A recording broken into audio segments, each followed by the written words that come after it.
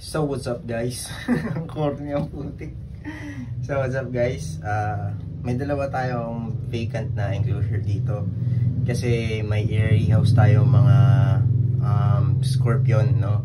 Yung P-trans natin, yung Paravotus transvalicus or South African thick-tail scorpion, no?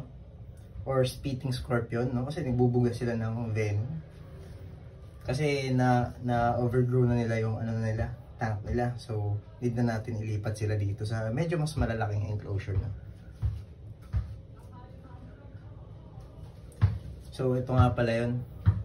Ayan sila. Kita nyo, masikip na sa kanila yung enclosure nila, no? Itong mga scorpion na to nga pala is medically significant yung venom nila. So, pag nabakunahan ka, pag nabakunahan ka nila, see you next life talaga, no? Ayan. So, need nating i-rehouse. Male and female nga pala to.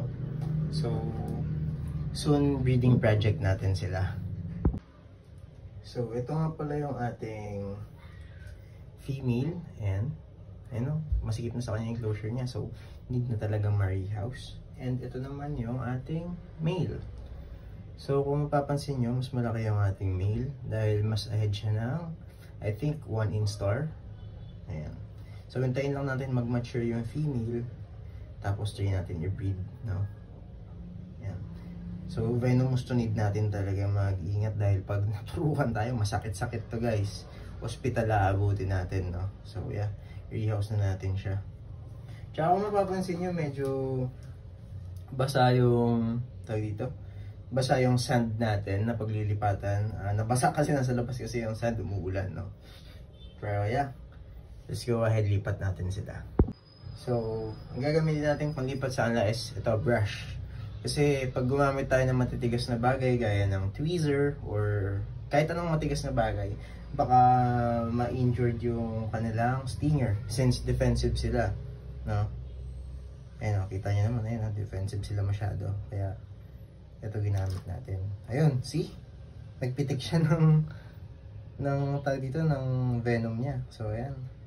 Saktong-sakto sa kanya, yun, no? Medyo malawak-lawak pa. So, next naman natin yung male, no? Ayun, nagka-try siya tumakas.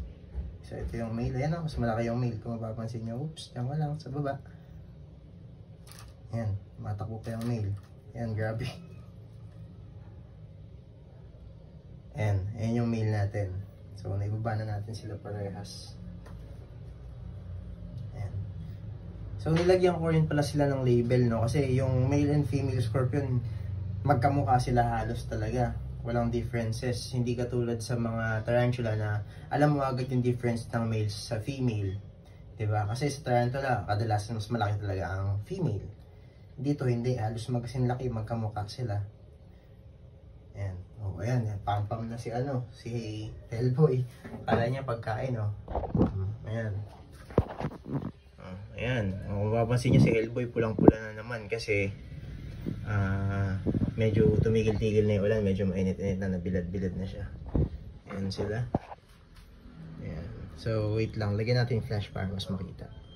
Ayan nga guys, nalipat na natin sila, no? Ito yung male natin, Tapos ito yung female. So, mas maliit talaga yung female. Malaki yung enclosure nila na yan actually. O, ayan, Ayan yung kamay ko. So, malawak sa kanila yan.